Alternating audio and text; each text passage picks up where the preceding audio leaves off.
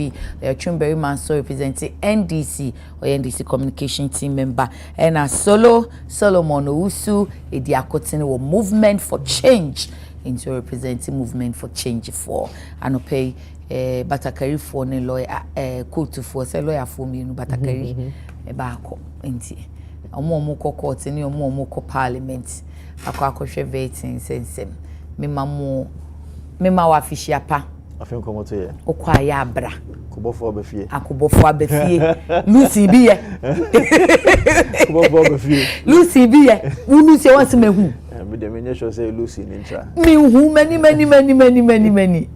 obefie akwa lawyer won so akwa last week no show oso kwa ya akra o yes awunya deputy ejinini awo pe deputy eji on ka so wo pe o me na megu me de no yodo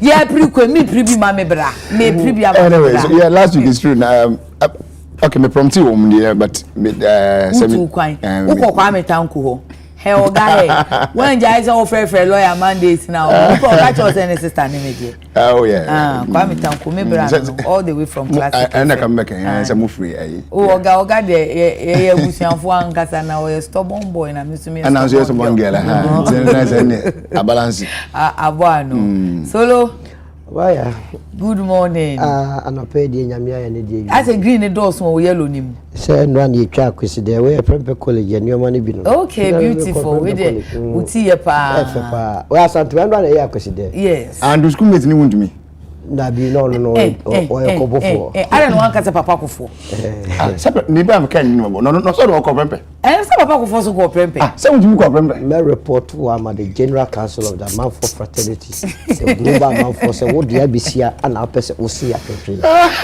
ajutwe be no na wo busa wo school mate wo so na bo de wo mo ne say oh okay into college mate no am oh year mate ana no lead me one until senior asem no kan na unso uti ani ayira sa college de onya de MVP regional chairman ya sakura ibedi chairman ya sakura solo ko fast wo na wa sha say solo ye chaso ya sakura ibedi chairman solo ye chaso asemo na lawyer only lost but found friend why never face oh okay me awoto me there obeto okay ene ye nkwen once na wa bam tete ana mse omo se so sound sitting position when they no omo ba ye ntokwa oti akwose ya na obeto ofie se ha na se otna ofie se so otna antenya out to the right place ofie se ha na opese otna ha na abamu for ai omo no ma hwehwe o ma dia media kwa dia mi ofie se akwati sisi ade mi wo akwa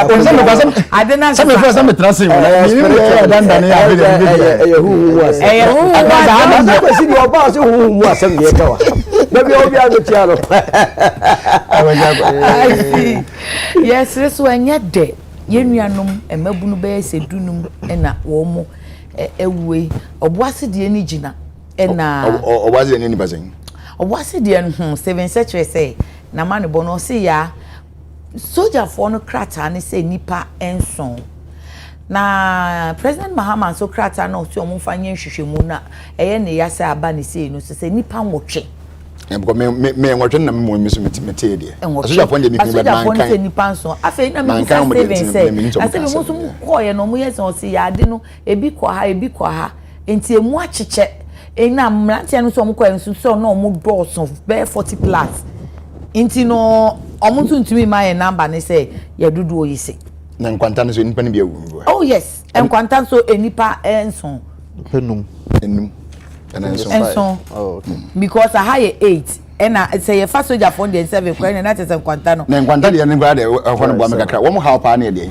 I mean meko oboase de say de ne makan ti mi so ne kakra but nkwanta de ne wo mo how pa de because I dey know me fa na me tie na me chat me mate bi ofi ho no o program bi tete fa when invite me mpo se me na me support na okay ana me kan say o program da bi abaje date bi na go go start ko ntakwa ti me program me ti ase ya na me nkwanta de no ti ase What is really the problem? You are refusing to understand. You are hinting to the woman. Mean more. If you are refusing to understand, this time. Yeah, this time then about. Say if you are refusing to understand, they are meeting more. Meaning diabolics in the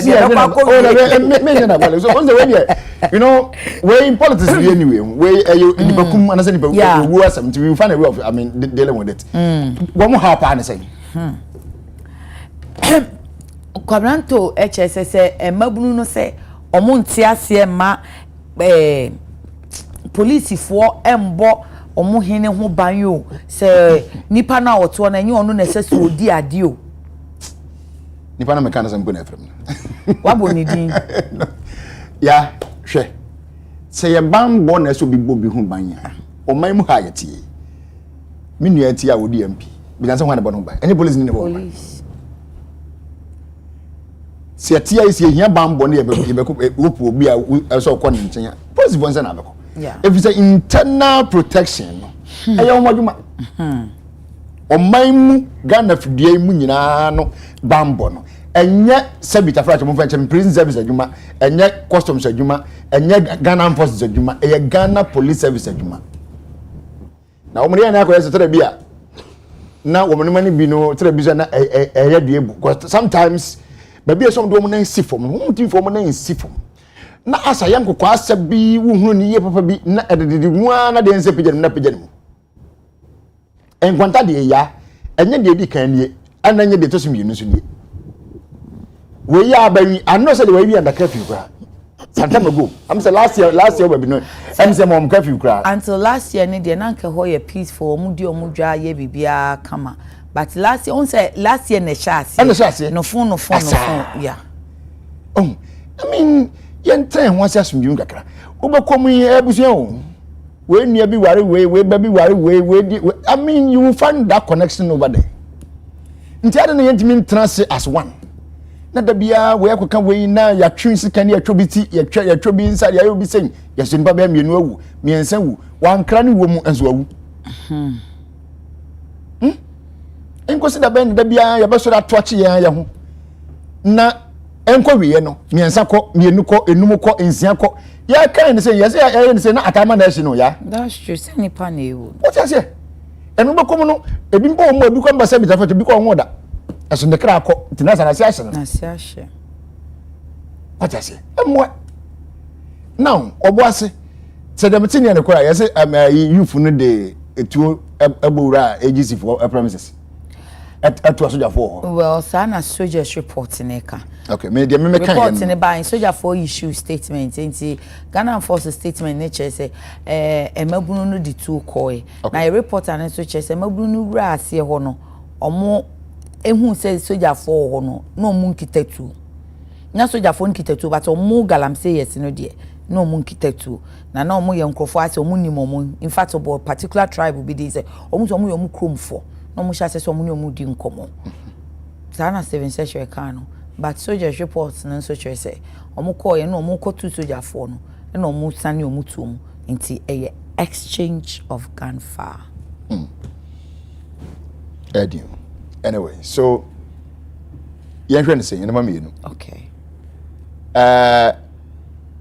abribia me hunu na se bibi besi say yes civilian security services and so one for ne bambo for whether police or soldier me try bia me ta ka say bi say ade ba ko ye training ni mo no say having been there before you are trained on how to control your temper okay and it ma etu no mo to no basa no okay dia na ka say you don't become trigger happier okay because enka enya saa ya ka nima ni bi esie no aya no mu kurotu no ka de besi ni nya papa but because of how you are trained on how to control your temper and say enye bibia bufo wo mu biara ana say okay kra na the next minute na bibi kasa dabi na saa so nti ana ya na ma hu ni say but you see yeah fun say you no cross say because me dey man kan see the report me hu there but man kan okay but me kan from Manjo online okay and what I read no was exactly what you have said. I mean, I don't know whether they were quoting the military report or not. Because one kind of say and go for editor about so they were quoting the military reports. Very well. But set some pa se wo call wo makache a wo mo ye adwuma e bo ban e wo ba bia ye tu agudie okay ana wo di tu wo mo ho ana wo kire me masema kire wo no a ya se o benefo so o pa mo hu fo a wo tene be mo yɛmpɛ ne saa sɛ deɛ asi ne mmara nipa nkwa bible sɛ nipa wankwa no wadeɛ no nyinaa nti bibia ne wɔ sɛ si mo bi nkwa firi ne nsam no but sɛ wodi tuo bɔ wura wo bi fie na sɛ obi akakye ɛkɔ kyerɛ ne mɛma sɛm a ya oh don't you think he also come back at you na wɔno ba etu ne kura no wɔn deɛ no wonya bi ntɔ na bɔnten da nti wo nkura ne deɛ ne bi eti wo de na wunya kwan to ye wo se obi na de ma wo ne kura wo no can never override ono de ne da ye bumbi ne yakura bi penjin so etu na wo ne sitie okay ya abba ba ko pese to wa ha e betun di nipa be se do depending on the range o mu gina ne se de o mu si gina e nipa be se do agu fam prekope one bullet and that's one cartridge anything na ehu se on betu no nipa mu no ko so tu nipa mu a udi awu pa okay de ehun susu se tu be ka no etimi ka no mane wu aso bia na nyom ntimpo ne bia ya ntimpo na bia na woto sa what ase so ye nuanom no nya hweye kakra no matter what enkyere me masam nkyere so bia ni na se prosi ni okura tuo da enya bi da okay enya bi da because ehu why police ni mami musa o say and so omanfo say you ana galamsey fo no se mo nso amunim galamsey mo se mo betimi aboa omutumi nya pump action guns nyina kita oh pump action there ya so your phone report ni che say omukita locally made exactly pump action guns gas cylinders exactly pump action there yeton okay entra me kan kasa bi say etu asojafo ni kura no wonya bi ntoda and rifles and so oh rifles normally all weapons normally we call the rifles but normally the rare rifles na asojafo na dem kutukuta no okay the M16s the J3 and those things na AK47 that na the rifles na kasa when the said them can wonya police for there and asojafo for there ento okay ti the turn na obetuma to bi alliances no pump action or maybe side am which is be a person okay but wonya J3 into shop biara okay wonya AK47 into shop biara wonya M16 into no shop biara name them enti ano so na police for any asojafo yikuta wo eno so ya na ho odin ni medwuma die na bro wo de no so could they have disarmed a galamsey yes it's difficult also be creative no to how do you get approach and disarm the person okay the only means that sometimes me fan ne say obi abaka say instead of shooting baby ne soro abetimi akunu no e bi abone form okay na enkuno okay but the question is so what to form no nso na solo no ne ba ye solo nso kura na solo nso reply we solo hu say what to Vincent no enan na se bia ne sere mu no na solo nso reply wo on dey wan check body baby ya what to pay bia no account uko so because you can't preempt what they can do or what they will be doing you know okay you may find it being done in a different manner in some sort of be need the SE okay if you ever say nyam na wo boase AGC or Anglo Gold Ghana or Anglo Gold Ashanti say they will be city biara o man mra mom tumi bi so omunya dwuma o mam ha okay wo mutua ehon hyehyede de maban ene asanteman na mu a wo mudi anase wo masase so ana mo when it comes to royalties and other things they do okay now ade ba kwa se hye ne nsuni se udidi akona asase mu a ono nim se manfo bi tiamba ne de asunti wa fe bambo Okay. And when Asrafo you, because those days when my dad was a police officer around those days around 98 one banwa no what I could do to wasapa. Okay. It's my call cry paying I mean say the audit is no musi Okay. Akosra one time.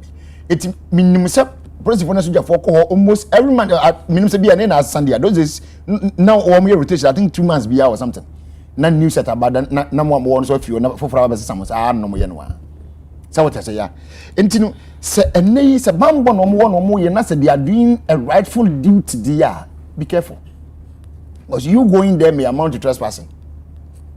So what I say now to me be na wo say wo mo land mu na na ko mo to go na one say omutu a na edru ase ye tu ha ye gya ho ye chi ye wie ha enti no te say aka ho a na boys ne nso agada wo ho no makoso BS da last year ho be omo koka mu say omo Nti pie omo say omo si omo pie ba omo aduane asane ade nti emramu de AGA for concession very good nti no no se omo ya wi akọ ano mo chi na mo prepare kira se bia mo so benya event ani we bi wo mu I think say the reasonable thing is say e ma kwan mpo se mo nya there should be some kind of consensus be say how dey ma kwan mutimba. Say the bamboo for honey the I doubt say o mama kwan not even bamboo for person me ka say bia agency for na tia say a high there AGA rather okay thank you AGA for na tia say yeah say at the corner One of be hard ya free won't mutimba ya chia. Omo anye ne sa. No, because there should be that kind of that's consensus. What they should I'm do. just proposing that. But se bibi sama ya so omo join sa dey because boys in the tie ko. Se bibi sama ya na wo ko hwa then trespass no. Eno so watomra. Na dia ono I mean rightful ownership. Ana wo tie simu. Ono so mposo bibi baba mti. No de bambo ato. Okay. To prevent this kind of issues, EBABC. Okay. And I walk on so say I'm passed the one more to a yampa. Who coach them and my summer children say, Ukretu. Now, Ukretu on Ukretu, Yadin busy. Oh, and you're careful. Any animal you say, do on a mudo donano because I opened my beard, a mamma Sakwa Nunti and a mamma Yasadia. But, and Penis is a common do said in your friends immediately. Yeah, and the enemy between my one Sabah Yao. Titru nifa na de bedidi benkum be kan bi enti ebesere they should be careful because and I knew said we can that because the last time we see and no so me ya na me wa ya me ba e be kan wasem bi and nei anipa nwotwe osenso e kwa ma no so yesa betena sa be kan wasem enko se da be na da bi sa be sie na ne ba betena be kan so let's be careful again the authorities I know say now the assemblies say all the DCs are no more but the next assembly na say authorities na be MC whatever na be take you one and find a way that they can bridge that gap no okay between women the key stakeholders at what Obuasi area the youth the chief and people AGA for them one trust na mom say e dey enquire between of us how dey went means be man kwala bi enkugu it's important because ya person no pumasi bra na say ya koso that dey da ho ya ne say dey ya na say ya betena be kan ya ne so rekọ ya apon a the next time na na 8 say 7 no the next time go ya na ko time so okay. Thank you. Minko honorable. Bibi o ha mo semra che be fiefo mo betumi ahwa ya boa na. Ejiefo no ye bo mo so boa ye bo na kosisen contract ye de ama wo mo. Emaburu so chese asa ehwa asase ni nyina na ye de ama wo mo no. Enti emaburu ni adwumayo. Nti se basa na asase na kade a forgetting that emramu no omo wo to me krata wa asase ne so enti sesi ano ye be kwa akohwe se ye betumi asacha emranu na lawyer suggestion say ye betumi asacha contract ni mu enti mi sacha mo ye betumi ni o maka say o baby amotu awie no mo mfa mo ana what can we do because you for no so chese yenso ye ni adwumaye na yenso ye tisi ensuo ho betintasu ahoro ye nsaso de well obviously such a contract no basically between the government and such an agency but before company, then no a company no but before then my main chair with T4 na main chair tafo manyina na tafo hine pankrono atafo me constituency chairman no constituency executive say wo panyufo wo mi na me chair obi a na tafo hine friend say agent berma man timete pankrono atafo yes our pankrono so atafo say tafo pankrono constituency okay ti o pankrono no atafo ho ono ni otumfo na musini o pankro no ene watafo hina ankasa team sa mpanyimfo imienu na ene anope mechia o ma chia mabusianfo so nyina mini aba me hu pictures no I free eye oboase videos na 19 ayem fan very gory and very unpleasant in fact enu anwumre na many opportunities say me hwesa pictures ni bi in fact the person who actually sent it to me no e ma me hunu say before say me hwe no I should make sure say me gina baby and so I took my time to go through all the videos no to the extent that emrante no no ho aka no omo abusuafo ni bi no omo namfofo ba ho and some of them were shouting. You could really hear them shouting. Pain. You could see the pain omo so munuanom na so omo namfofo no ekom. The persons that came, and with the greatest of respect, omo ba ho be share sa omo nkrofo na da ho no wo hwe omo ne ye no omo ye bia ne nyoma na tie no utim say these are indeed gang my said they went there to do whatever they had to do. I am resistant to make it political. So much resistant, but unfortunately,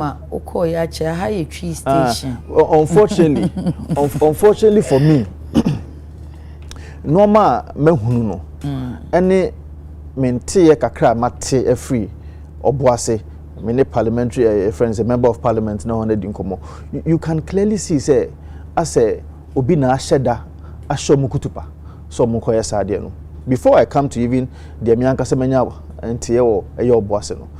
Eno na jimi hu video bi na no pe kra me ba ma hu say video no nenam TikTok anope minya oboche ko hwe video ni bia na ye miami nua Captain Smart and shenkrofo bi kutupa so omonko eye oboasema honom chese minim dwumadi omoko ha kwakodie. But I am also hearing say parliamentary candidates no on NDC parliamentary candidates no, and it's an allegation whether it is true or not. Oshomobo say nyankopon boa na so moto abama no na se wo wini a obeboa mrante ne mabawa na wo hono no matimi aye adwuma that portion as to how we need. But as to how then what becomes of that problem. Say me reni na ma reni I say ne afugo bia ni me so. Absolutely. And the medical culture say Captain Smart ejina TV so e can show mukutu pass they should go for it.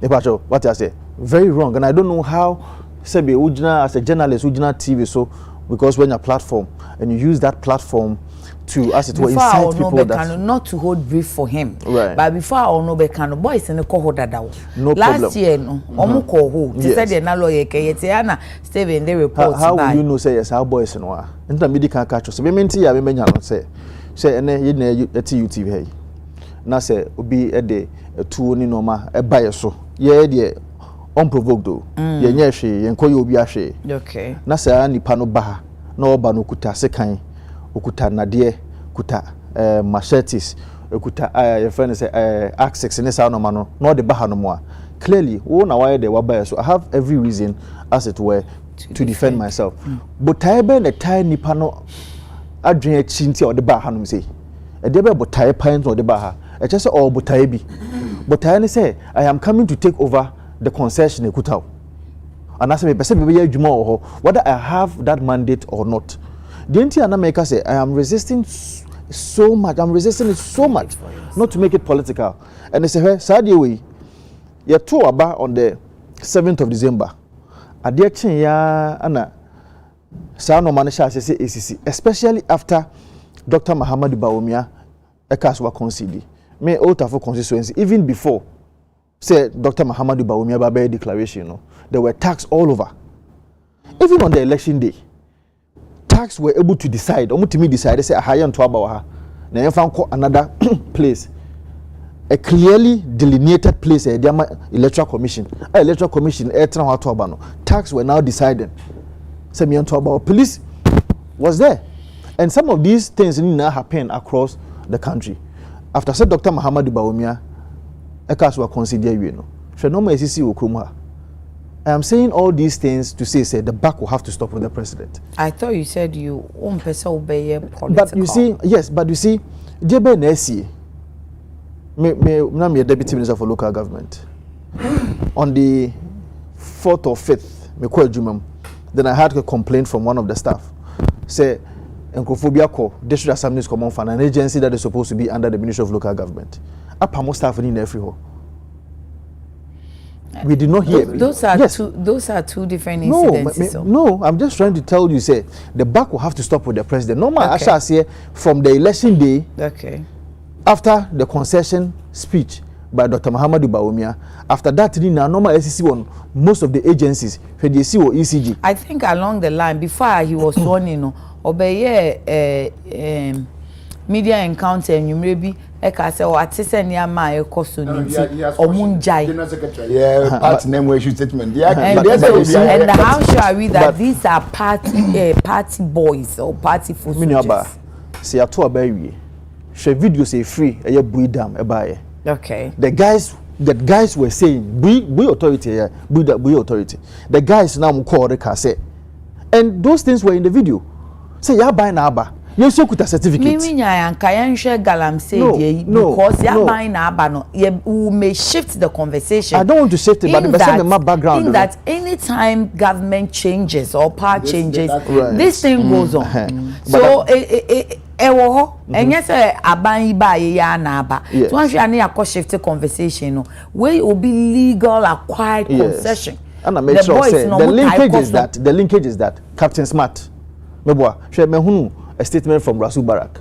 I am just trying to draw a linkage between what you who say yes, that's the point I'm trying to make. Captain is not an NDC person. Why you name the esi okromu Thank you. From time I ever talk about Captain Smart and him fan no jina. Wow. Him fan na Captain Smart jina. It is clear. I see. What you say? Rasul Barak aba. Or you issue statement about an hour or two on his Facebook wall. Or no person just say the SC no say be Captain Smart here no idea unjournalistic. What you say? Even the NDC themselves are condemning idea Captain Smart here no.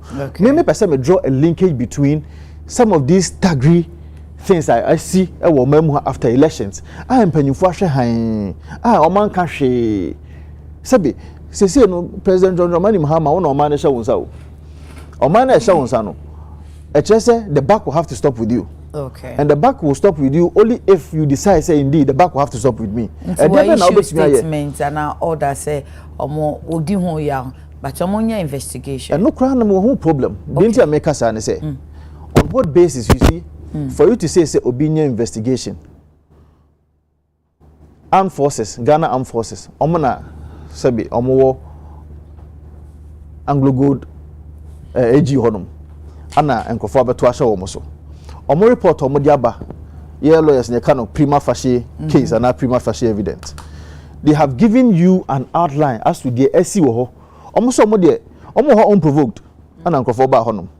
It is a president when your opportunity no na say o person call for an investigation, which I don't even think it is necessary. It is not necessary because the Ghana Police Service, the CID, and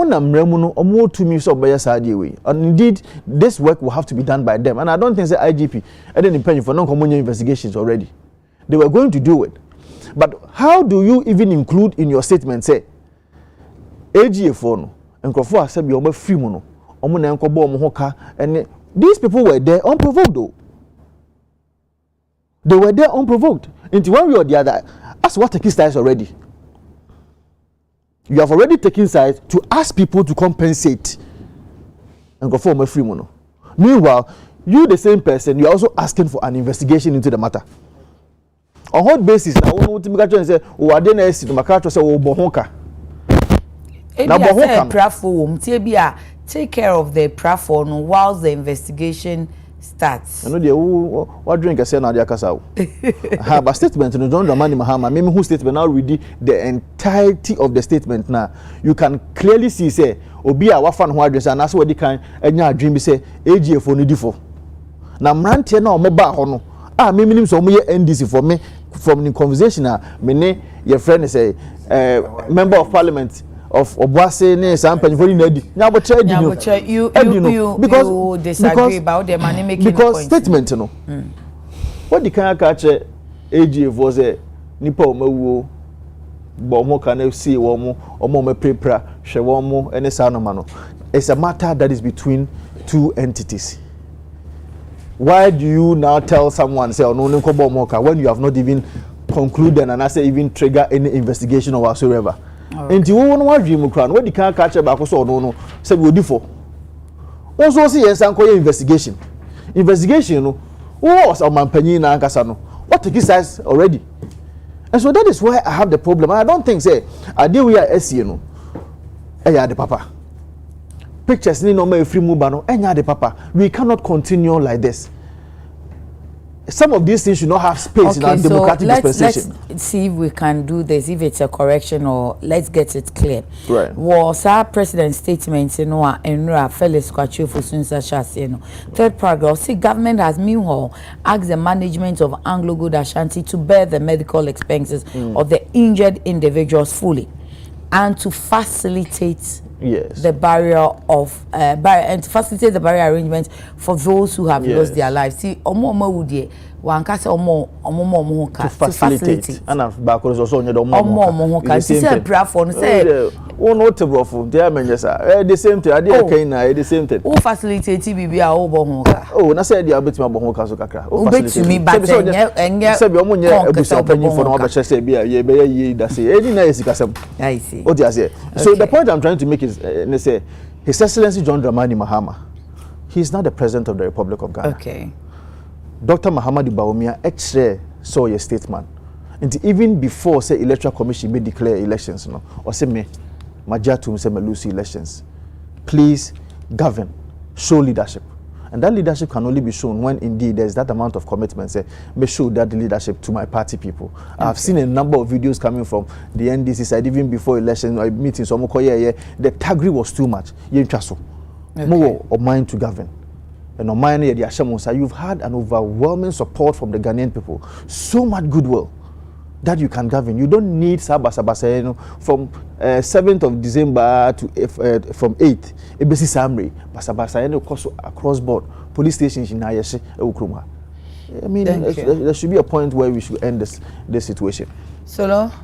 I'll say there should be a point to end it. How do we end it? And the woman say sincerity in politics is so key. Brampachano amachina does. A bed does so pass me key. Anyhow. Solomon who's video too better. And I mean, you are a Corbeya Jenny. True and some working no crew. Okay. Then so on one so and then Namemu on party, Umudi for baby, Diho for. I'm new hobby and see. Oh, that be one to me, and only idea, and can't try home. On the meeting. Yes, so got to say, I found your far corn, was I said, now no DNA day is see. Okay.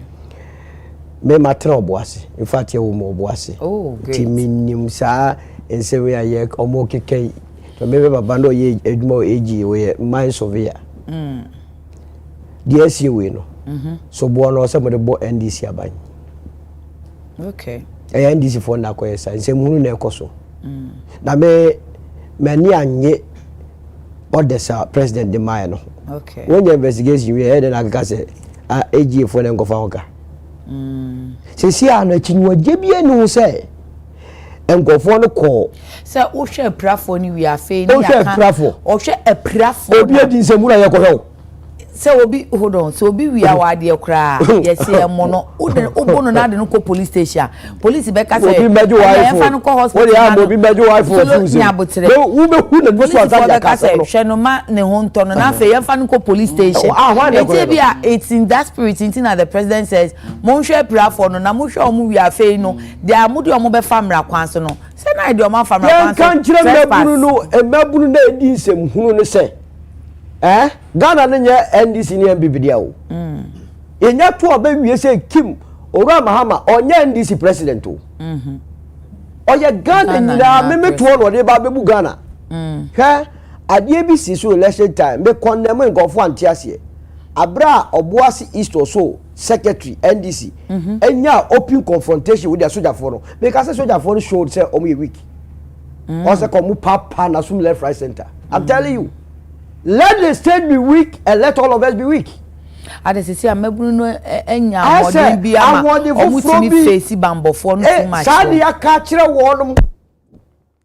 Ana bambofo no ya mo ye hufo. Esan say eh aboadu aba ya kontoba wana minim no ye keke obi yusu de tumi no de pam free soldier ni mu a meye de nkyane so mbedi boni a memo mu ni boni e de ezemunu na ekoso no sawa kwa underground wo kwa kofa gold wudum say sika kokko na ekono enum no se emu 80% ba ne de ba be backe ye currency na cedi no eye stabilized me hu video bi a oboase east or so women organizer NDC wo hye wonum se omo ebekwa akugura asase na se forcefully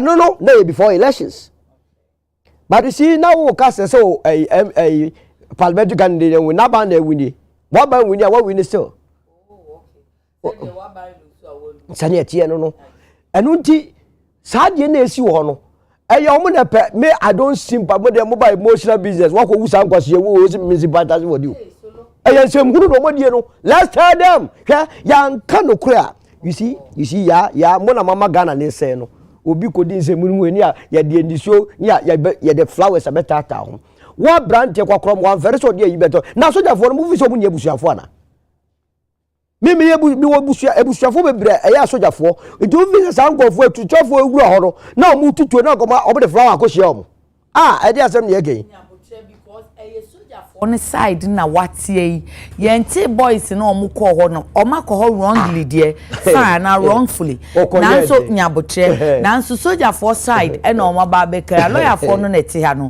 si chefa say yemua yate wo buawi abra wonte mrante na be to kawa semana Debi mi busa wasem say yente mrante ne there wobetimi abua mama must take fact say enya no krese ngofo no ekwo angogorfo akache ada okay nyabotre de o ma nko makache okay na he me ti be fie na wawura me fie uninvited me frɛ wo wa ba be wura me yard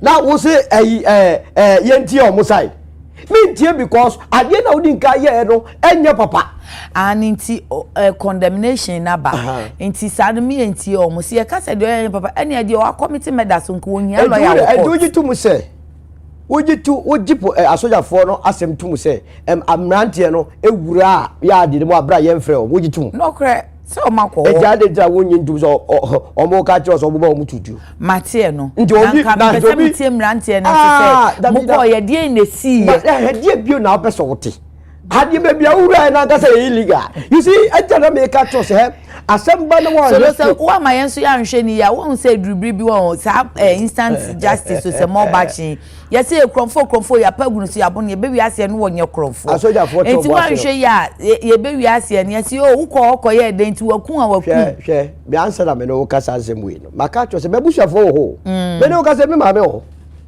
answer na me no be ka sa asem ma fra ehu de ko so nyina na nya na enti information ben na wa ye ni wo mo boys no a wo mo so wo do mo akodon NDC okay o ma ban na aba o mo kwa asase akofa gold by force o ma ba obi antumi nyom hwe o mo kwa ye no unfortunately o mo start ko tututuo eno na asoja force ye ntra ho ngwase ewu sabi na me asoja na otutu aba me so officer betra ho ene ti se o ka kire dipa na o ti ase asa next time obi ngongo die kire omura ha aboa yen se o si wanya information ade obusanfo ne ka che on omura ha no mo hya se no omura ha no omo di ka start ma fa o say warning shot say the be clear space no okay o ti ase na che se no mo anticipate say bi a enipa bi wo ho omo nim se obo wo ho omo nim se bambofo no omo nim so operation hot no yeah. Statement now or see they had to reinforce into teams and conform no to defend the ino musa but they had to mama can't answer no be move ako ulu so go ha na ju show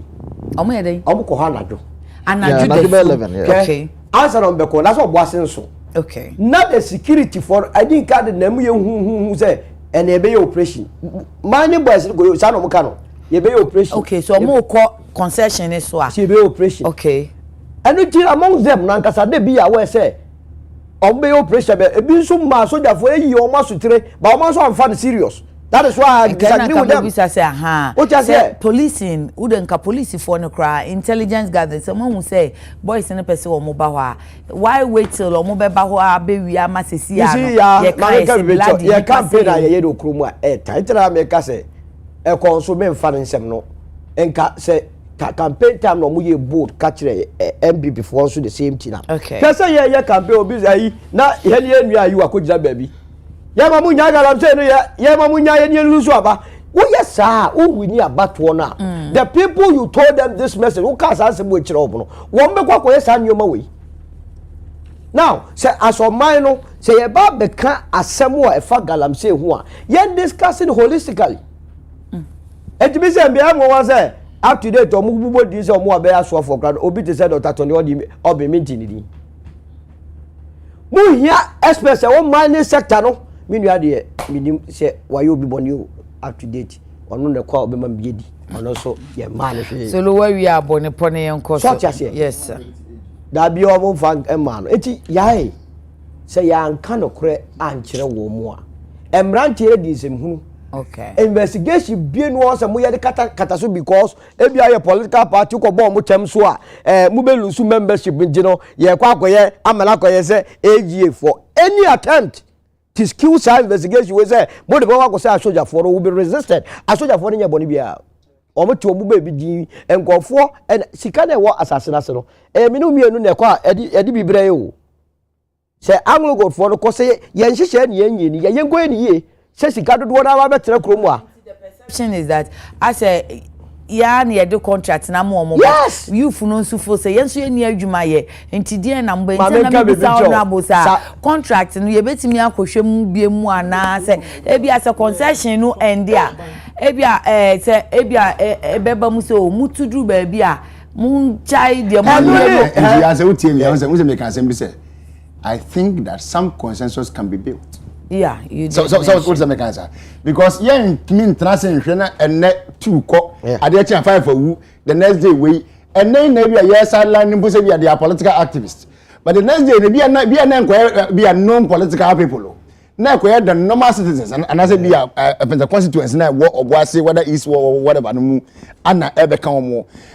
Etu oba anyone be ni anyone this of course so what I say yeah. And anytime I can say etu na cross soldier for na and as be a police for wo moto no so dangerous say anything any embassy betum wo nipa mu no ko to nipa mu a e bia na twu na wo target me woni mra ho so na wakum twu so akum event Vincent nyina thank you ma so long ne dia ni po yes can say your problem it be say obi te say Sam Jona o ka say bia be bufu oh how dey take it for me I'm listening one lead Anglo go that check maybe tell obuase na ko hwe time ye obuase Anglo gold no mine for no to be ye de adwuma hye Ghana for nsa mama nko sa contract be ma Ghana for no ayankoa e de bone ye tu agudi okroma for almost 100 years more as you are saying but as which of the mines and Ghana for nankasa e wo stake home and now no Anglo gold e jai say adwuma no gu ho no oko ba bi ti say wa wase PTP kwa kokotwesi anya yinya o ma se kro ni nyina oboase anka wo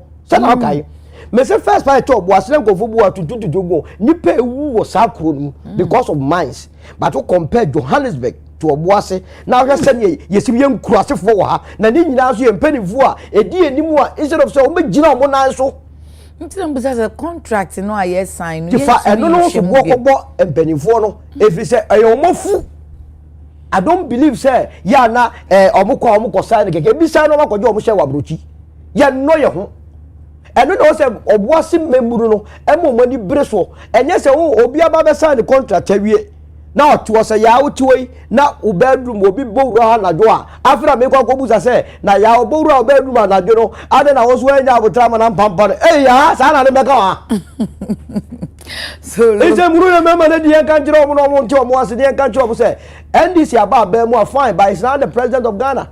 Okay. A soldier for must be ready to defend the integrity of this country at any given time. Okay. Na me nyama ye institutions no enye weak. Wait because yaba na wo gwa na yo aban. Okay. President John Mahama. All right, thank you. Henry Charles, good Facebook, more comments, Kakrana making Cairo. Also, good morning, sir. I'm watching you live in France, Paris. JM do good work for Ghanaians, so okay. Bride, good morning, sister. God bless you, TV. In regards to lawyer Chum.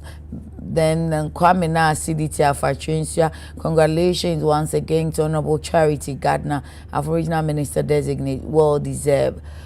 You deserve it well, madam. Okay.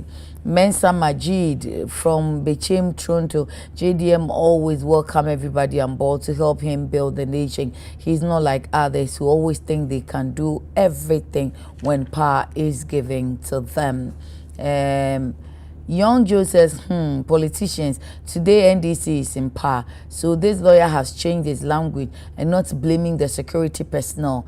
Asemo. Who else is here? Anas Fufu, oral is not purposely meant for selective judgment. Honorable Kujetu should take note of that. Regards to Honorable Frank Yeboah. KK Kaswa, JDM and NDC have nothing to offer this country. The same old story with the same appointments. We're watching him. He should start delivering his promises to Ghanaians. Kofi Ammo, madam, if you will not let the MPP man talk, please ask him to go home. He's talking, but I will ask questions. Musa Batua, President Mahama deserves commendation for appointing competent individuals to do the Constitutional Review Committee, addressing gaps in the Constitution and proposing solutions to national challenges. This demonstrates his commitment to strengthen democracy and promoting national development. Wisdom Fiashide, these NPP guys are very diabolic. They are all saying the same things across the media. It seems they have been giving the same script. Osman Amin said, Baumia. Don Moses, I can see my Tafu MP still bleeding. Menso magistrate bullets, Muntie Menso Mediano, lawyer trouble. Nanaya, stop the hypocrisy and let's speak true to power. Why defend these talks? The last time when Major Mahama decided to be gentle to the civilians, he lost his life. So let's be bold and caution our relatives not to engage in these kinds of activities. DM Rock Keys, good morning, yeah. What the man is saying is not true. Going there was not the right thing to do. But do they have to kill them? If they were with a gun, have we seen any gun with their bodies so far? No evidence. And then Kwame Kells come. I watched a video. They were cutting the fence of the mines at the night. Let's be serious. What is not true? Munya botre meba. Nana Yadom. Does the youth or do the youth want the soldiers to be standing there and be attacked? These are the same youth who went to attack and wanted to disarm the soldiers who were duly deployed at polling stations last election. Then Sapon Adekye Nsroma, the government must take decisive action to address root causes of illegal mining and ensure that our security forces are equipped to handle situations without restoring to excessive force. Okay. George J says, yeah, the man who does not know what he is saying. It's not true. Okay. We disagree to agree. Inti mo me enkoka constitutional matters no kakra. Me correct it here. Obodi etuoko ya sojafoɔ no se tuo ni nyina omogie ne wo hɔ. One faction ni ye wo. Yes. Ni na wo. So it was out of self defense. Tio or say sojafoɔ say omudi tuoko ya enke ya kum nipa no kese se hu tuo wo mo nchen. Inti me correct ne say tuo bi ani omo nchen. Wa statement. I'm not saying some injury money, but the question is that say who to o monchen. Video ni ba and na to da o monchen. What do some Ghana forces for? O say ano manche. E ho monchire mu. Omo do but mama statement say normal na wo monchen no manche. And I've mentioned those nyama. There be pacho. Yeah, you see Ghana forces. Pacho me onko so asem wa mo pese mo de be che me kon yi de mo na mo yesu shefa na mu bua Ghana forces I can say I want to hear another side. O hala go tie de owu na na me twen o de me twen why me twen o de o si wa bua wi me mua se lawyer o tu se lawyer nso si obebua it is over to lawyer and say ka criminal de wo ku nipa ye hu ni se pay wo ku nipa kra ya man lawyer wo court rebel leader krampo yenya lawyer ma ko rebels for the sample okroma rebels and the for the sample yenya nipa mo anko defend for the sample yenua grabia could honorable lost but found. Let's talk about the constitutional matters. Right. And so I'm saying, that statement yes, from President Mahama and his spokesperson. Okay. Fellows of Osukwache. I think the constitutional review me as lawyer is long overdue. Okay. Now Sanka, yes, I did that. In fact, in 2010 there was a similar committee that was chaired by Professor Fiajo.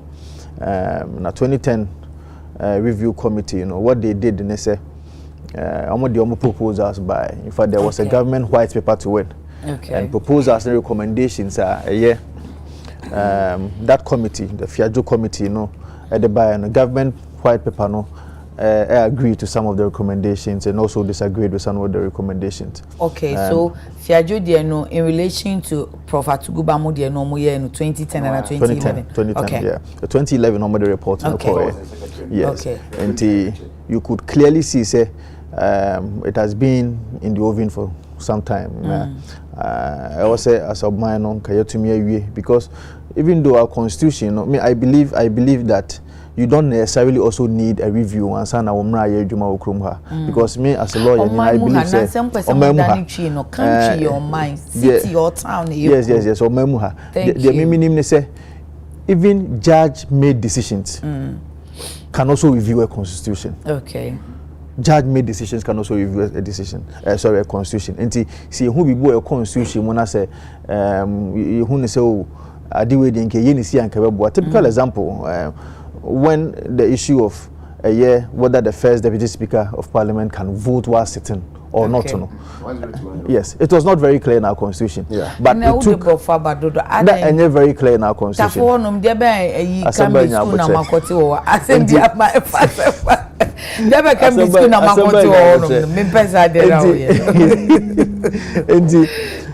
Supreme Court Supreme Court in a way the constitution has been reviewed in my estimation because it has been interpreted and as the 2010 review committee they proposed a number of things the normal be say for example independent committee to say the National Development Planning Commission say advisory. Maybe for the first time we should equate it to say the independent committees in it and national commissions in it to say EC National Commission for Civic Education so you status to that level. But unfortunately, the white paper by not just say and now the able to me share the age of someone who qualifies to be a president. Well, the commission now say okay, we should maintain it. But I felt in my estimation, one my opportunity to make an input to it. But me I can say be a MPJ mukakra from 40 no could be a 44. That is me. 40 ni so amount. Well, Nanke Bianca vice president, my no baby about 40, because currently Obi Obeti my member of parliament 21. And no me I disagree with it. I will say back to 18 because Obi when you're 18 years so if the person can vote and make a decision. Other than man who can't my journey, okay, 21 years. And so these are some of the things I mean who say who do English station now no do bro for the by say tafu for me no na o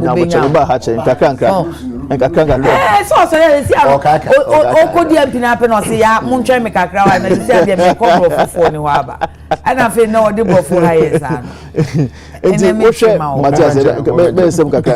o show mo reviews and so back very very critical na hia pa ma me meaning say after say set up that implementation committee a review committee we are set up an implementation committee changes yes. But unfortunately for them because elections that time elections until they couldn't find a way to as it were implement the review committee one of the things because I've also worked with the Ministry of Local Government DACF the appointment of the district Assembly's Common Fund Administrator. One way or the other, as a constitution, a man say Emma Kwame Minu at the appointing. Okay. Baby Bako, that is Article 70. Also appointed DACF administrator, the president will have to appoint it and just consult the Council of State. Okay. Article 252 no establish DACF Nankasano. And so just say appointed you need approval of Parliament. Okay. One constitution. Okay. How you be appointed Bako in 2 different ways. Okay. And so saa normal way na idea I think we can review it. I was here to mission yes sakremu. Just 2013. Saa no monkofa adwuma dada no na omunya na so monsan mo akire nhase foforo. There be also say adwuma dada no in fact we share President Mahama statement no on work acknowledge say 2010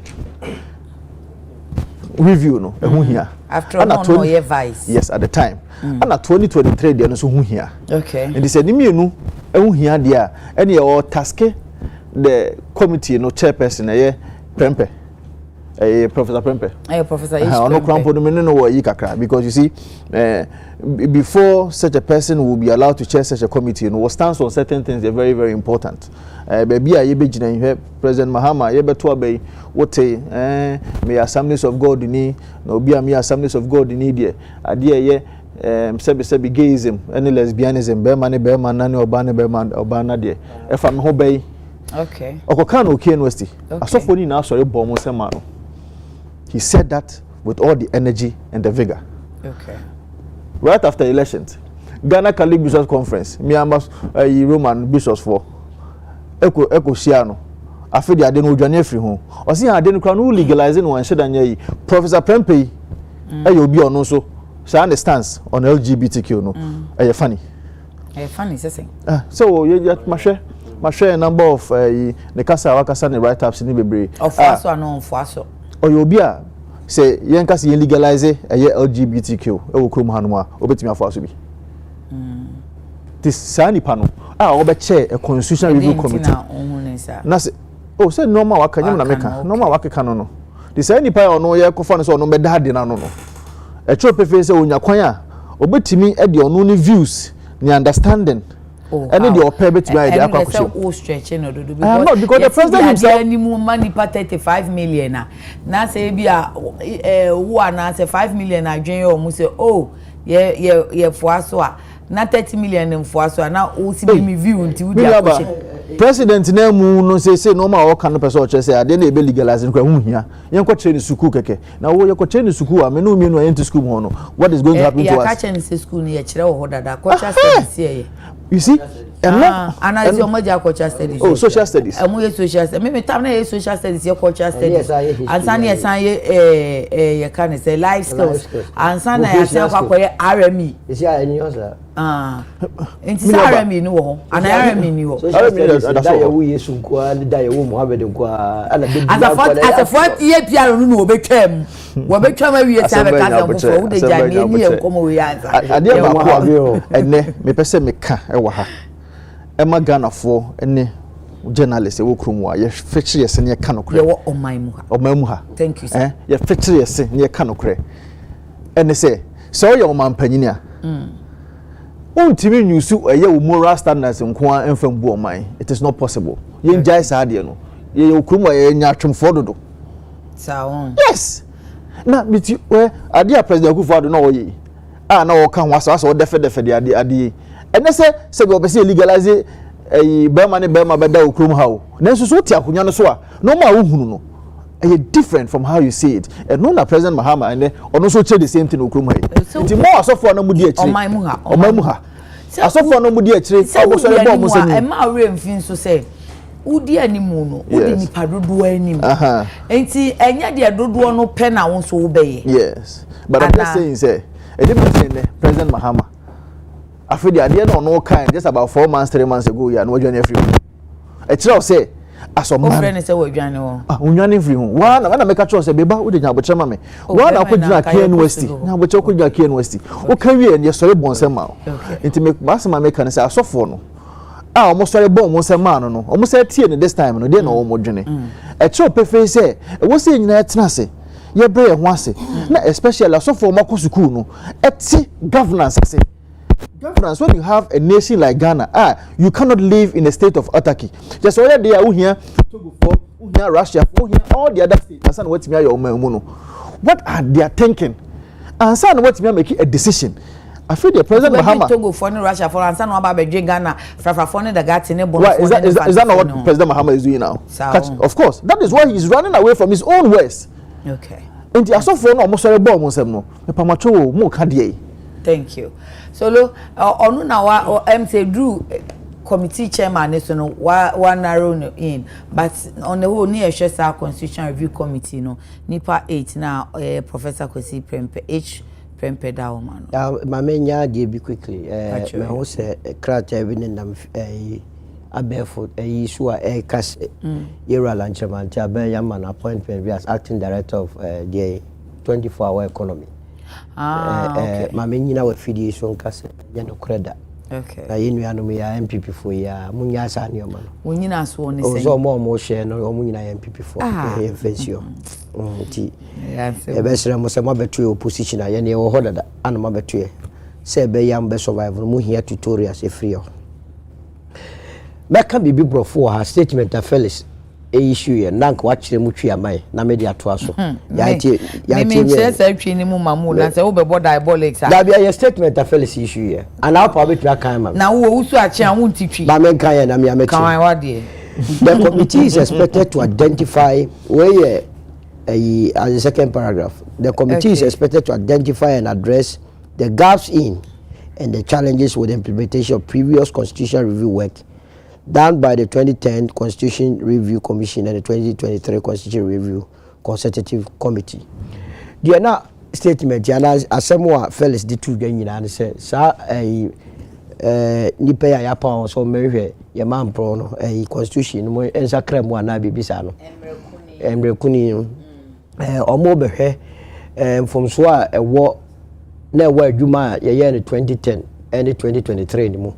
Now, omape kwan ya ombetumi ahwe amayetumi asakra constitution me ho ne mame wo issue with one more baby this adwuma yi adentia on say na ti say de na ko ka no 2010 ye pausa on kwale na omo ye nkro okay na Professor Adekye Nsroma ene da wano okay na uni Adekye Nsroma a sebi wonye bayira ejo okay Bayira abrewajo wabin yi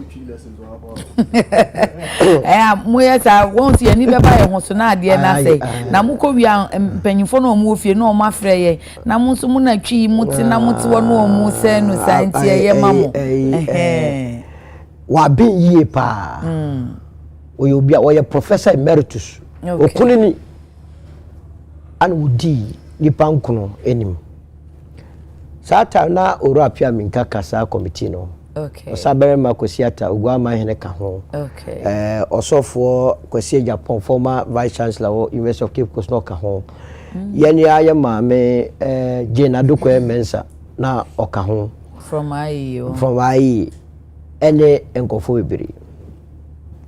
Wo kan omo report na ya omo ye adwuma na so pa. Omo ye adwuma a aban na nkasa kura ebo abaso mediamente ase ne say sata ye say sika $6.3 million was our committee no wow dollars 3 number e chombe ka say 3 ka 6 million no assets physical assets 3 and then liquid 3 all right 6 million and ye dem ma wo mu say Peter man wo mu entoto enkofo ano enye nkofo adwen o ma anye no Ghana hanko a omutu kwako amanone ni baabia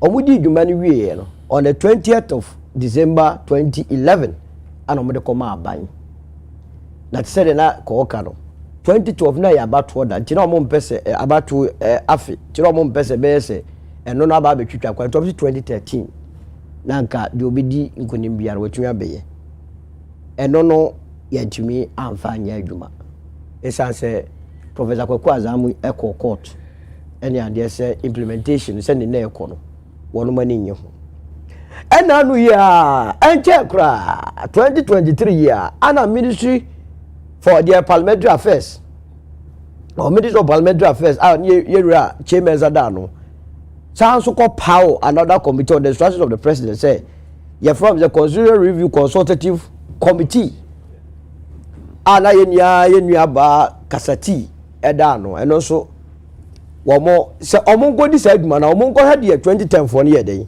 eye na omo nya adwene ne bi nka ho okay ye boy ni na 3 million Ghana cedis eko ya buru sa ka yegu ya kwaje Ghana fo ni nyina adwen so ye ba be pawo abedwoku amoma kohwemu a de omoko he nyina se omoko he agenti de ntumi implement because me hu ade foforo bia omoko akwaje ababio okay yaji adwene na wi saa mum na wadwene yo yaji awi wan bio de ko sa enti se die pa na ye akwansidie na am ye ntumi implement ya ma adwene mu de me fi se 2010 fo na ye adwuma na me hwa omo list na apart from bia oro apia minka o wa film ya me fa crazy dodo na o 2023 fo yi enso ho ana na gen ka mum ni eva mo ma se dia mo ye dia na yesi mu kwanse mu ntumi implement am go implement because ye wi adwuma no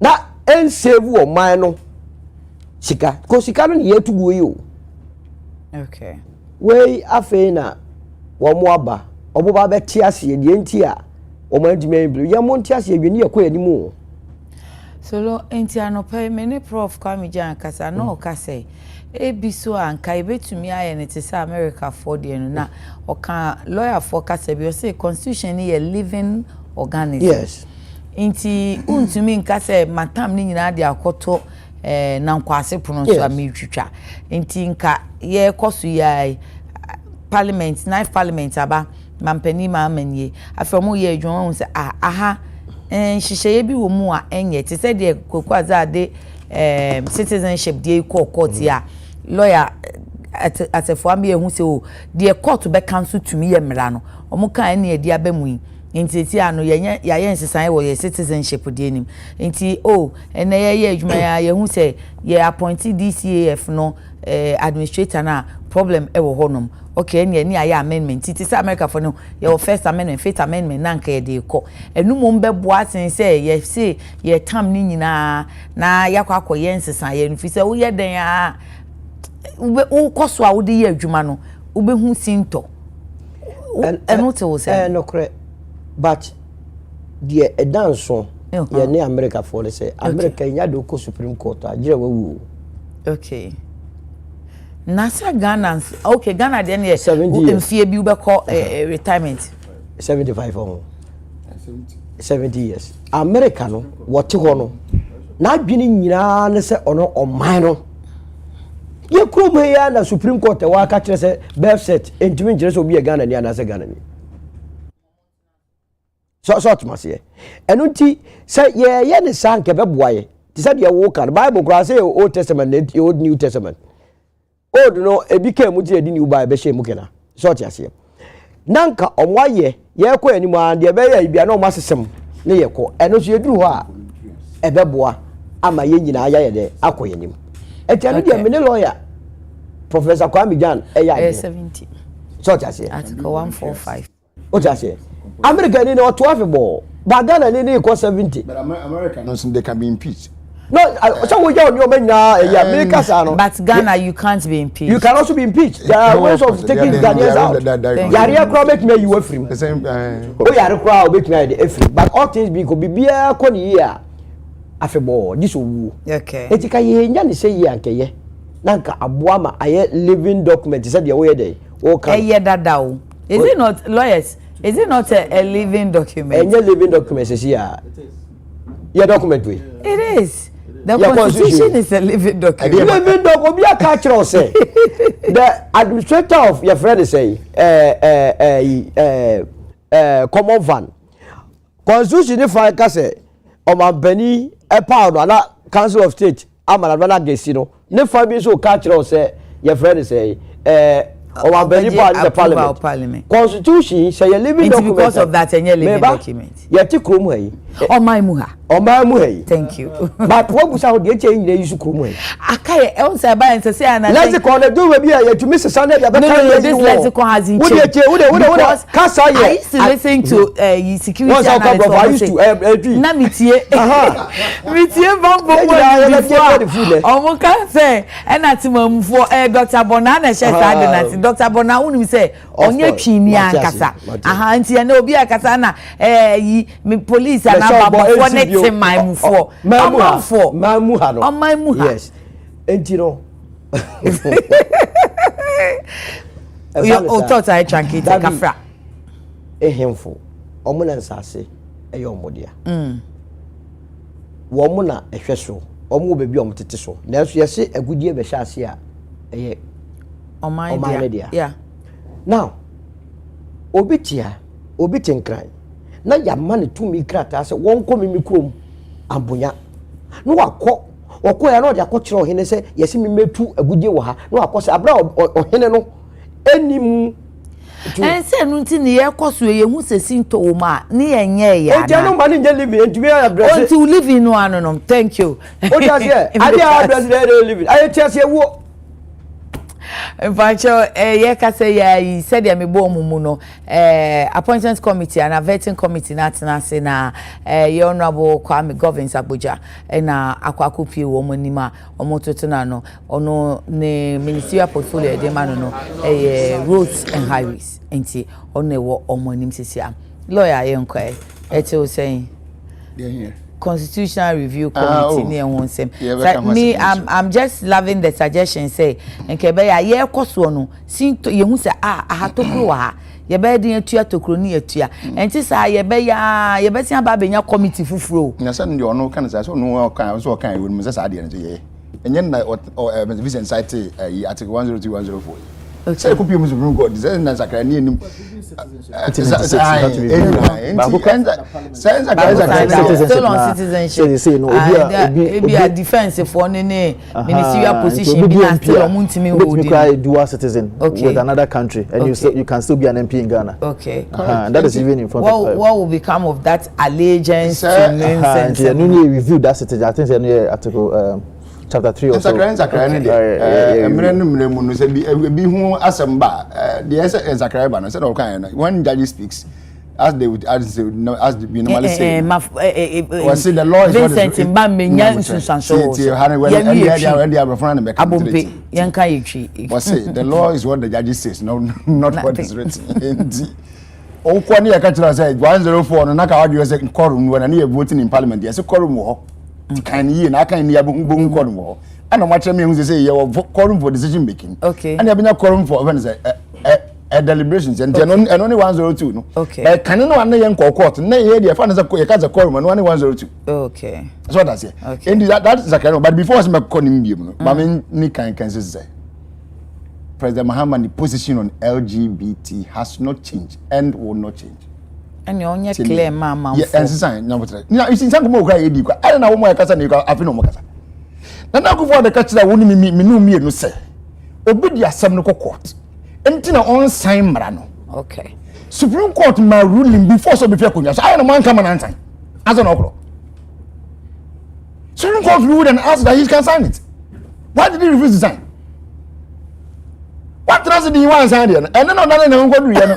Afei ansa na ebe na manfo na ekọ magungo nifa but tie ya no kra wo mu akọpa tie ya kasa sa mara no unu technical on your MP omo amese me boade ya unu za mara ze ni ewu yenya ne ni we anyone busan he knows it anyone enu no so na obi kan na mka so asemra na wu because ewu with the omo ka che me say once na up every parliament in seminary every parliament cannot say that no debatable one tell them ben ka so pro ni fi o but also speaker of parliament the last one fanko and this man so ben on power where dey go no one can sir no so just one fan come it is still with parliament so now where is the parliament it's still with parliament so it's still with parliament yes sir good on said the hold on process na wie na process na wie then na president ni table so Also on pet, not when you are president, that time. Enti ya hwehwe mra na ye behu wan say. Oh, ya question ya question ya question. Asam na me kacha, me so man pani so on pad no table. Na me say ye ti asie ye wadaro. Na o ti so ka so. Ya we. Na me so on pad no table. Solo. Yeah, you see, asam bet ya.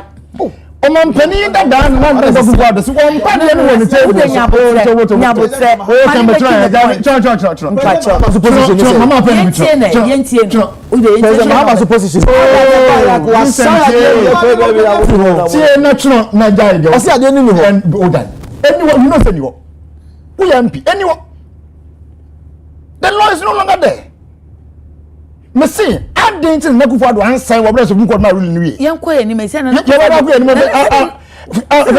kufu ado ni ho. Se see am John Dramani Mahama na wo. And I'm saying the position has not changed. As what kind of that's why I say, oh, not on your cousin I'm going to do. Okay. Oh, I'm going to do. Okay, can I get a food? Yeah, Timmy. Eh? Yeah, I don't know. No, I'm listening to you. Don't be distracted by what I do here.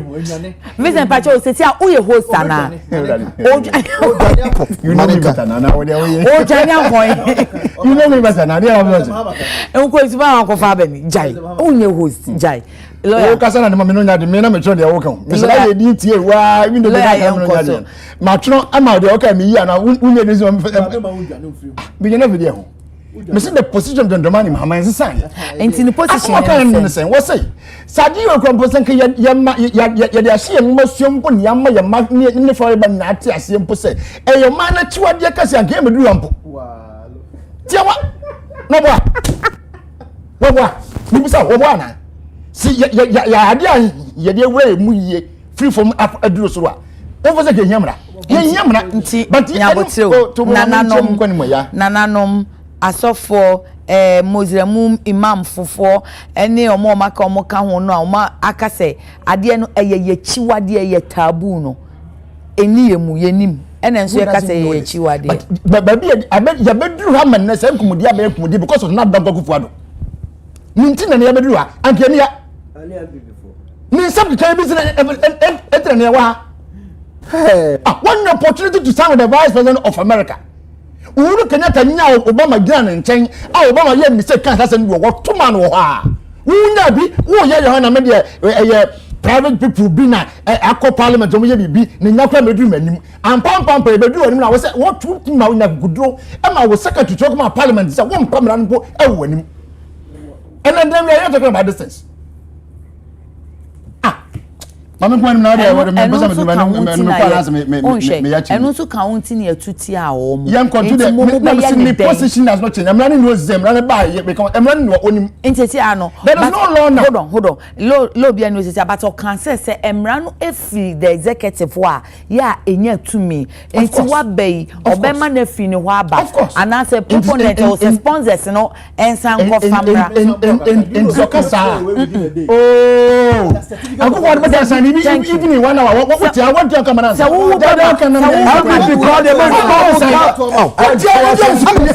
don't stop saying this now Obama you not answer the question please Jaisa yanko oh what that question was na we say enti enti say no no kan say say emra na enhye da nya ahoden ne mua because free executive ne ho enti say no ye head of executive arm of government no obehwe na waboa ma na ana sponsors ne sanko normally no emra do no anya ne executive no never okay what is na koto parliament anim lucky for us we need the private member ye ankwankwa na wo ho ne mu bi ana ekanya wo ho se wo ba member bi se de aba okay and mama mpani labla no gina so kan say if ankwankwa bi wona eba na nya bi na bi na mu ndio bayo but se na fi executive no anko no mpani labla na kufa na ka pushia ka bi anka se ka se kan say ka be Kamala Harris no e bi ankwankwa na sa okay sa wo jase e je na wo say oh sa ankwankwa mpo na na idie amra na mgrawu disi sa na fofora e ba se be free executive no waba ye beju bia a wo say na dwen ni ehu o man ni position then na ye gina so ya twama na de akoto parliament anim e for through processes na won not ye wa MP eduru wona won pass wi e be san ba o man pani no back oba oba san what does it all right oh okay thank you is there any law on that LGBTQ there's no law you know there's no law no you don't have the floor there be lawyer yes na bone for so now yes so ya one mo gina no all the time no ko kan LGBTQ no time and they are free yes sir you're right yeah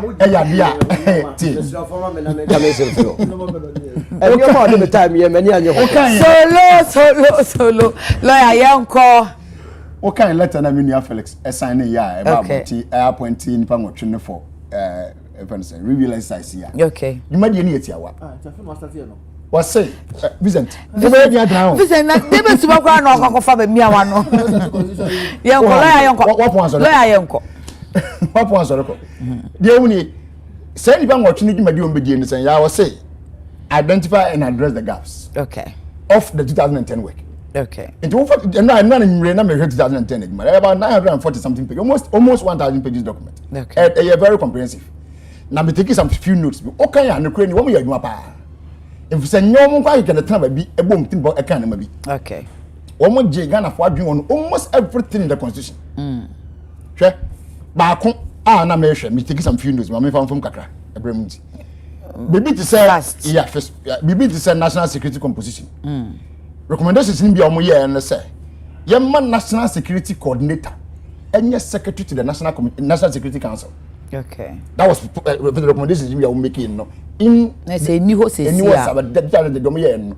Number 2 I'm say ye man be the service chiefs I want armed forces be the army chief, the naval chief, the chief of air staff. Members of the national security council. They are not. No, I'm say CDS nipe. Oh, okay. Okay, but one recommendation I'm trying to say one members of the NSC. Okay. Oko ni ma bibi to say appointment of the IGP. Ghana for any CDS, Ghana for any agent by any. But we no say the power shouldn't be with the president to ensure their independence. In the command your man penny mum any CDS. And as a man penny IGP. Okay. Some ya mbot menya mu independence ya eduma. E bia dwen kira wo tro commission no. Okay. E bi so the commission say no. Ye bo mu din kra na ye nsan fo mko parliament for so veti wo ansa na makwan kwa mu abedi IGP na so wo ba ye CDS. Okay. E bi so di am san de ba no say the entire some also said that the entire rank and file of the service no entoba. Okay. It's the police IGP no. Ya beto so ba adwuma ma police fo nyina beto so ba ni bi na wo mu atwisi nipa wo pesa wo medi wo ni as IGP. These were different opinions that they gathered. But then one more recommendation they say the current position na wo say mampani na eyi no enya ho. So now what the man mama is saying be nie. For instance, this position ni the recommendation was that all position ni na ho ne mo e bia three different opinions say me kan mu bia ntimi nya dwuma no. Should they still hold it? Okay, into identify and address the gaps. Yes, you hold it. And that's a gap be why I was here. But could that be a gap? Oh, no. I mean, go through it. That was in 2010. Last 2 years before the man to me and you made reference to 2010. Okay, and not 2023. No. You made reference to 2010. In 2010, a man there, 15 years old. Okay. It is 15 years down the line. And man be a kind, do you still hold the same position or near sign? Okay. Take for instance, Judicial, the Supreme Court, and as a justice of the Supreme Court. And Brano assistants now, no, one more retirement time, no, a year compulsory at 70 and voluntary at 65.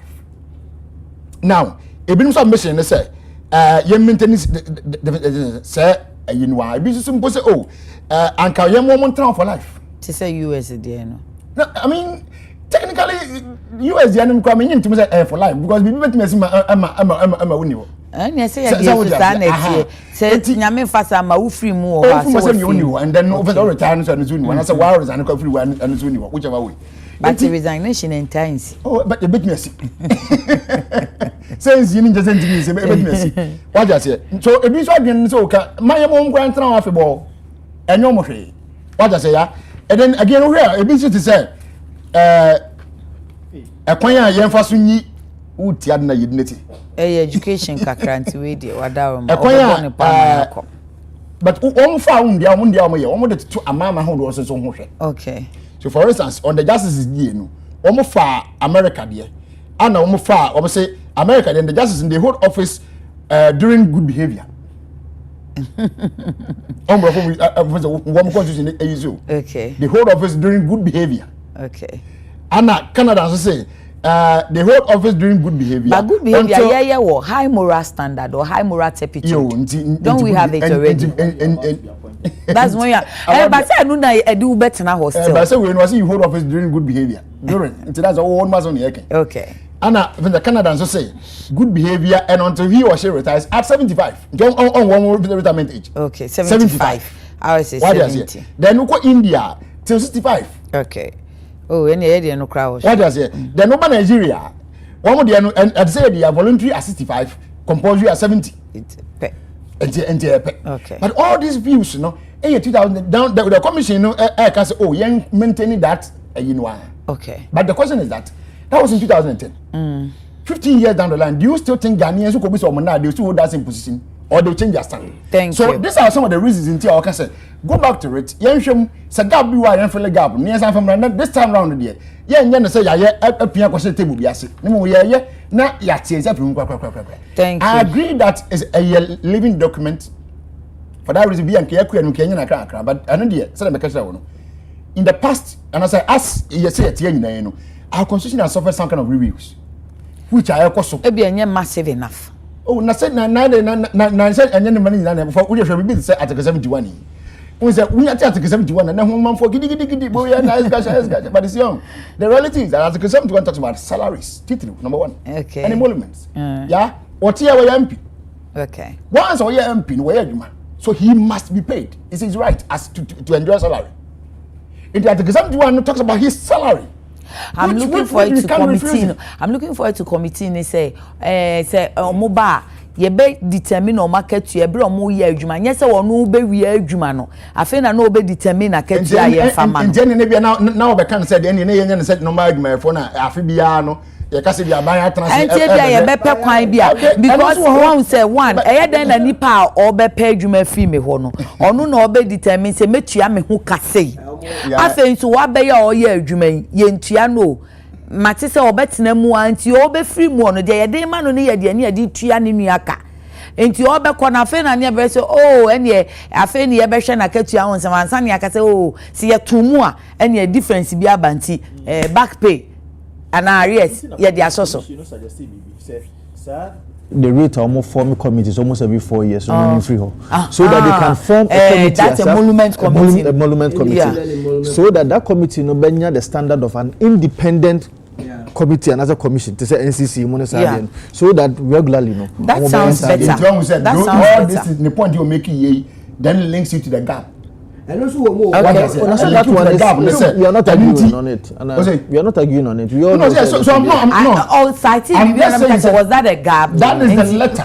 The content of the letter now I wish you. Okay. I mean, unfortunately, every night you're being just take some 3 minutes now you're wrap it up. Solo. So 3 minutes be na ye fan wrap up say mo beka yina sa de we here pa I said declaration but I hope say e benya to aso and then enra wa kwesi den na say no President Mahama say otumfo mo ana yentimi enso yesikasem ni yedwadie hu nsem atop bunumu no ano so let's start that one for us 3 minutes let's go kwesi den na fe kurate okay ko hwe mema ne ma awu asantema na fe na ko hwe alanchemanti jine mo bema simpremo na mokane de tando wantu ampo 3 minutes make time ne so eno nti na de wo nyi se de okan de kwaso an otumfo ewo eni mama mpanimfo eni wiase okay waboa Ghana bebre in fact o mampani dada akofo amemo be koyi no dodo na na gina otumfo so and it is ora mama aka se omo ano a oboa no ma Ghana yinya se nyina ye de yedi ye ye Ghana ni bia ni swade hu no se o mampani odi eni ebe succeed ana se be koyi ama no ti ye ne kwaso ano na waka ne sa no nyese bia otumfo so beboa no nye beduru ha ne ye twa santema eja appointment here omo yiye medi mani fam wa santima omo twa omo ja e wo so omo hwedi ye pa wa mama so hwedi ye pa eniti me nua atum na tuwa yi wa kwa ya homa cha sia anopa wi cha do ya chale ko wo de cha wa de yo me de makamesam dia to so mi no asset you know okay buradi nyame me kromo asset ni hu hia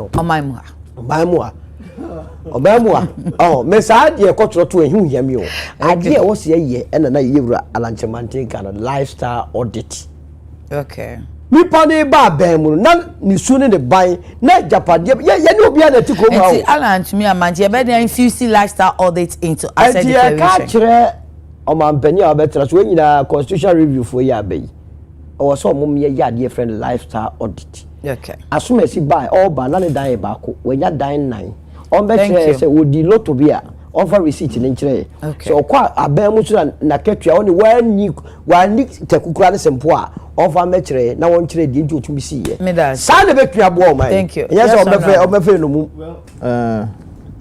asante for no president Mahama Koka say oye bibia mo kra nyo mo fe no ene de owuko ka cho mo panyin say o meboa asante for no ka say oye bibia nyo mo fe no mo anse na tu ni bum mani omo tu ni bum mano of course sir and we sir 33% enyo ho ano san ko ya oye campaign na o kumasi na mijina ya na so da ya so omunim se wakasa ache omunim se wakasa ache omo but still no they went to meet him and they voted for him opinion na omo bo on sir no problem Pacho, the appointment that I have seen winner takes all and appointment obisu suggestion obi to be there mehu John Dramani Mahama His Excellency onka kire me ana say o ma me hu asantefo mienu o me yakuku da mo ma wa hye da form I don't see that na da appointment ni awi we nya abo kire ma me nkasa nwe the most important ones yes ya finance ministry ya roads ministry yabo education ministry there's all person need nako I mean all these important ministries her CEOs yabo MPA yabo friend say PMMC yabo to say the most important ones in most important agencies in na no monche masantini o and now be general catcher no problem me be den na me ni nia kwakubu ahen na me catcher me say me nia na nti dia ebobo ina bra wa brain na obeta yuti wa bressa nti wo de mo dibi asante no dey mo din na ministry I send wabobo na me catch wabo more than wabo about 50% and after all yes 50% and the place no ono ne be more than even some 4,000 or 6,000 appointments to na to them can say o say asante for 50% and nam no will be appointment you know be ke be yi first more than 50% na nya appoint asante for kuku da ni mo na ato na mo hwe and I'm more catcher say make be more warm. Okay. What you say? But I am just saying that. I'm just saying that. Yes. What ba sentiment what be say otunfo so more. Otunfo there. Ejanana ono won ho mo bia. We expect that indeed. Asantefo no omotoma wo no. We be develop asantema. The same asantefo if you don't develop and that's one no more so more. 2028 is around the corner. They will show you the real power. Okay. I've already been engaging some of them. Vincent, Charlie Unko for this time one more into the trouble. Say any and you see the Ghanaian people are sophisticated. And is a movement. Sophisticated. And some of these voters now you have to deal with them. Some are MP for me, MP for Muntime. Some are me for my penny for name form do MPP na ye payroll and since no money now. All of them are facing out. Young people are now coming in. These young people no the other catch up on the other young mom and number 2 about the amawo. And it's all a part in here who how to deal with your people. As a declaration. Very critical, very critical because very critical because obi baba abem na ye nim na japade ekura no after 1 year 2 years na nipa no wa japade bebre see to me yes as a declaration ye to cover even agencies but they be aya dey na say MPs na ministers deputy ministers into 4 years no obekwa ni asamwa me my media my feeling from 4 years I buy me ade she na me da so na me baby nti na wa ade cry e be dey hu if you say envelope I would call to 8th parliament no say ya mia no won say no ye nkrofo consent ade no ye si declare ba wo de kwa ye mia no so as you say plain sheet na wo de share envelope ni mu call ye no ye hu sika pudu anehye ma me pass si efusie bi mu solo honorable one who say sika pudu she ma me pass honorable anyi mi ko sana no honorable sika pudu 6 months so we need that and to declare 6 months no so wa nya hwe and so wa nya 6 months no am declare wa nya hwe tell so wa nya hwe and so wa nya hwe wa nya hwe say me fa hwe oh ale language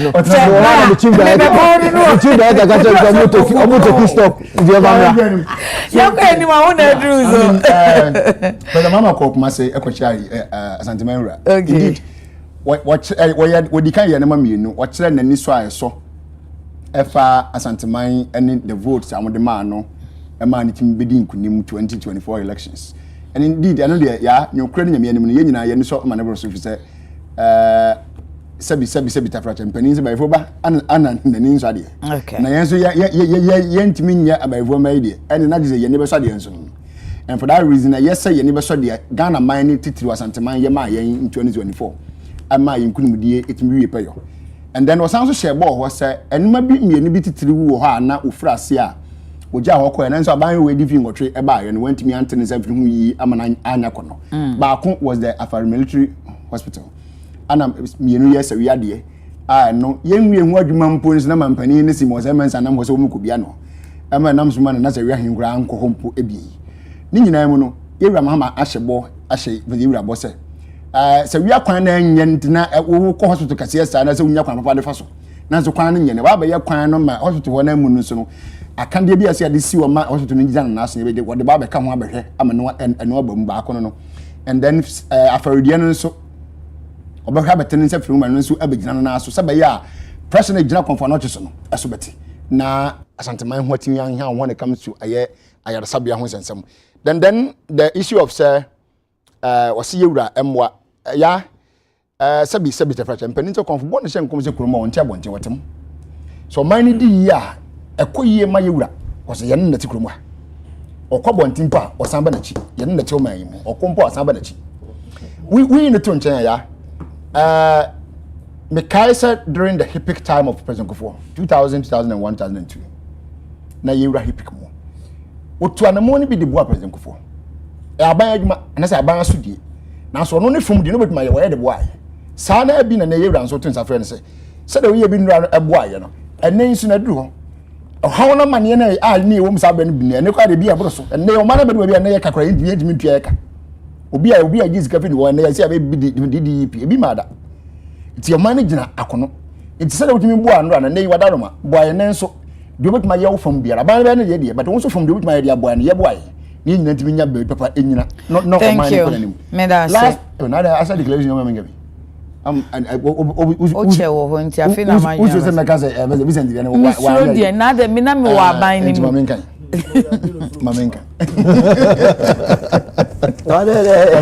time no aso no kra wo mun say ya aso pa on kra ye twa ni ko mun say utrum vita enti ye kai ni so say wo ba na mun say wo ka 20 wa twa say wo ka 20 ka 20 okay but na me pani bi di nkomo aban mu adwuma mfu pani bi na me waka na wuti say ono oba retirement na me ni di nkomo na me tunu fu bi say Japan bi abedu ase o ka we a wotena mu adi mfi me nsa won nsam mfi nu won nsam mfi me nu won se wodi mato ento bi da afutu abede man se ento bi da ba bi o chambo braba beduru no so won ho de na betuma to wodi akoto wodi separate won chen ne monye de na wotemo ana se na ye mu de ama no yate so ma ento anya adufudie nti na ye o moto oh I mean what I said you say ya me don't be interested in it.